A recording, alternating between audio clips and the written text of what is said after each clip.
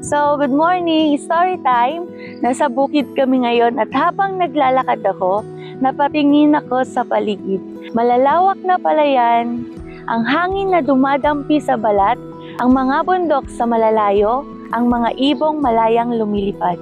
At bigla akong napaisip. Lahat ng nakikita ko, walang nagsasalita. Pero lahat sila may sinasabi tungkol sa Diyos. Naalala ko ang Psalms chapter 19 verse 1, "The heaven declares the glory of God, the skies proclaim the work of His hands."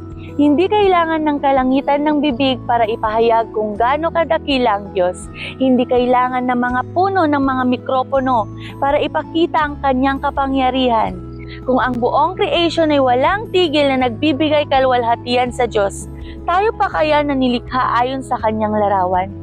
Minsan kasi sobrang busy natin sa problema, kaya nakakalimutan nating tumingin sa paligid. Pero kapag huminto ka sandali, mapapansin mo. Bawat pagsikat ng araw ay paalala ng bagong awa ng Diyos. Bawat hanging humahaplos ay paalala na kahit hindi mo siya nakikita, nandyan siya. At bawat butong itinanim ng mga magsasaka ay paalala na ang paglago ay laging nagsisimula sa pagtitiwala. Kaya ngayong araw, huwag lang nating hangaan ng creation. Kilalanin natin ang Creator.